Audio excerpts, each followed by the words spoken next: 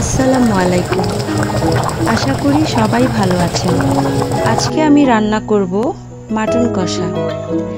আমি যেভাবে মাটন কষা রান্না করি, এভাবে রান্না করলে মাটন কষার কোনো কাঁচা গন্ধ থাকে না। বাচ্চাদের জন্য এভাবে হালকা ঝাল দিয়ে মাটন কষা রান্না করলে চেটে পুটে খেয়ে শেষ করে দেয়। আমি ওদের জন্য চেষ্টা করি সপ্তাহে অন্তত একদিন এভাবে মাটন কষা রান্না করার। চলুন এবার রান্না শুরু করা যাক। মাটন কষা রান্না করার জন্য মাংসগুলোকে কেটে ধুয়ে ভালোভাবে পরিষ্কার করে নেব। তারপর সামান্য বেকিং সোডা ও লেবুর রস দিয়ে ভালোভাবে মাখিয়ে পানি অ্যাড করে 10 মিনিটের জন্য রেস্টে রেখে দেব। 10 মিনিট হয়ে গেলে পানিটাকে ভালোভাবে ঝরিয়ে তাতে দিয়ে দেব 1 চামচ হলুদের গুঁড়া, 1 চামচ শুকনো মরিচের গুঁড়ো এবং 1 চামচ লবণ দিয়ে ভালোভাবে মাখিয়ে রেখে দেব। এবারে চুলায় কড়াই গরম হয়ে গেলে পরিমাণ মতো তেল দিয়ে তাতে পেঁয়াজ কুচি অ্যাড করে দেব। দিয়ে দেব গোটা কয়েক গরম মশলা, 3-4টি তেজপাতা, 5-6টি লবঙ্গ, 5-6টি সাদা এলাচ, 1টি কালো এলাচ, 5-6টি গোলমরিচ, 2-3টি দারচিনি। আমার পেঁয়াজ বেরেস্তাটা খুব সুন্দর লাল লাল হয়ে গিয়েছে। আমি এখান থেকে সামান্য পরিমাণে উঠিয়ে রাখলাম, রান্নার শেষে দেব।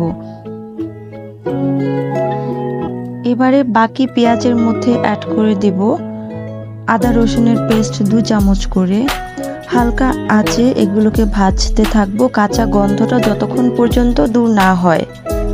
এবারে 1 গ্লাস পরিমাণ পানি অ্যাড করে দিয়ে দেব 1 চামচ হলুদের গুঁড়ো, 1 চামচ জিরার গুঁড়ো, 2 চামচ ধনিয়ার গুঁড়ো, 1 চামচ কাশ্মীরি লাল মরিচের গুঁড়ো, 1 চামচ গরম মশলার গুঁড়ো, পরিমাণ মতো লবণ। এবার এটাকে ভালোভাবে কষিয়ে নেব যতক্ষণ না পর্যন্ত মশলা থেকে তেলটা উঠে না আসে। আমার মশলা কষানো হয়ে গিয়েছে, তেলটা উঠে এসেছে মশলা থেকে। এই পর্যায়ে মাংসটা অ্যাড করে দেব। এখানে কোনো এক্সট্রা পানি অ্যাড করা যাবে না। মাংস কষানোর সময় মাংস থেকে পানি বেরিয়ে আসবে। চুলার আঁচটা মিডিয়াম আঁচে রেখে মাংসটাকে কষিয়ে নেব। পানি কমে আসলে দিয়ে দেব ফেটিয়ে রাখা টক দই। টক দইটা যখন দেব তখন চুলার আঁচটা অবশ্যই কমিয়ে নিতে হবে, তা না হলে এটা ফেটে যাওয়ার সম্ভাবনা থাকে। এখানে আমি আমার রাজকন্যার জন্য কয়েক স্লাইস আলু অ্যাড করে দিয়েছি, কারণ মাংসতে আলু দেখতে না পেলে আমার রাজকন্যা খুব মন খারাপ করে। মাংসর ঝোল কমে এলে অ্যাড করে দেব 1 টিস্পুন গরম মশলা, 1 টিস্পুন ভাজা জিরার গুঁড়ো, 1 টিস্পুন ধনে গুঁড়ো। হালকা আছে আরেকটু কষিয়ে নেব। কষানো হয়ে গেলে এবারে অ্যাড করে দেব পানি। এক্ষেত্রে গরম পানিটা অ্যাড করলে ভালো হয়।